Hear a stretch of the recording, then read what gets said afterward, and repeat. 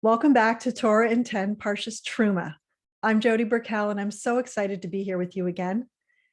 There are so many beautiful ideas this week and a life-transforming secret in the name of the Parsha, but we'll get to that. You know the feeling when you mess up?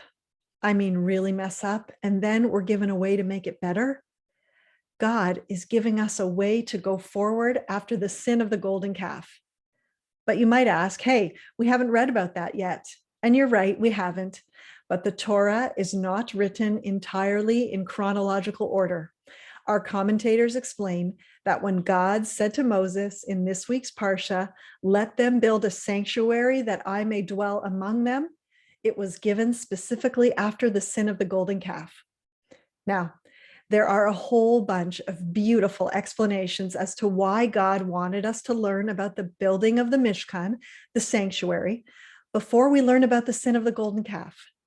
But that's a whole other class. For now, let's jump forward for just a minute to give context. The people made the golden calf after the giving of the Torah, when Moses had been on the mountain for 40 days and for 40 nights.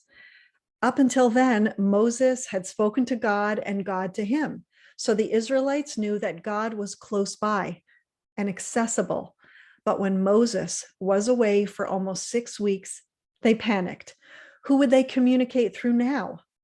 Rabbi Sacks teaches us that's why God told the people to build a sanctuary, a house for God, that he may dwell among them. Now, when we read the Torah, we need to know that God didn't say that I may dwell in it. This is a fundamental idea. Can we really build a house for God? Our sages tell us God doesn't live in buildings. He lives in builders. He doesn't live in structures of stone, but in the human heart. How beautiful is that? The key word that I want us to focus on is dwell. In Hebrew, shachan. From this word came the word Mishkan, meaning sanctuary, and Shechina, the divine presence. Shachain in Hebrew means neighbor, the person who lives next door. We're talking about a feeling of closeness. What the Israelites needed and what God gave them as a way of feeling as close to God as a next door neighbor. That's what our patriarchs and matriarchs experienced. God spoke to each one intimately. But until then, that's not what the Israelites had experienced. They had seen God bringing the plagues on the Egyptians. They had seen him split the seas. They'd seen manna from heaven and water from a rock. So God had to make himself accessible, not just to our foremothers and forefathers, but to us all.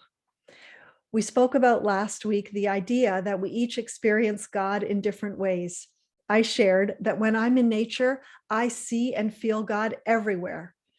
Rabbi Sacks notes that when you're standing in front of the Grand Canyon, which I did when I was 16 years old, you don't have to be religious or very religious to feel awe-inspired in the presence of something much greater than yourself. But how do we feel the presence of God as we go about our day-to-day lives? The answer lies in the life-transforming secret of the name of the Parsha. I told you we'd get to that.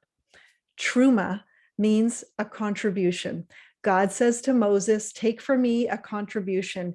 You are to receive the contribution for me from everyone whose heart prompts them to give. Rabbi Sacks teaches us the best way of encountering God is to give. Rabbi Sacks says the act of giving flows from or leads to the understanding that what we give is part of what we were given. It's a way of giving thanks, an act of gratitude. Is there a God who created the world, gave us life, and created everything in it, or not? If we believe that there is a creator, then life is a given, meaning God is the greatest giver. When we acknowledge that everything is a gift, the natural response is to give back. The Torah is telling us something simple but powerful. Give, and you will come to see life as a gift. This is how the people, all of them, came to be close to God through building the sanctuary. It wasn't the quality of the wood or the glitter of the jewels on the breastplate for the high priest. It was the fact that it was built out of the gifts of everyone whose heart prompts them to give. When people give happily to one another and to holy causes, that is where the divine presence rests. There is an even deeper meaning still to the name of the Parsha. It means contribution, but it also means something you lift up by dedicating it to a sacred cause. You lift it up, and then it lifts you up. As the Talmud says, more than the giver bestows on the recipient bestows on the giver. It's not complicated. Rabbi Sacks is telling us the giver of all life asks us to give. And in doing so, we will be lifted and our lives will be enriched in the process. And we'll feel as close to God as a next door neighbor. Wishing you all a Shabbat Shalom.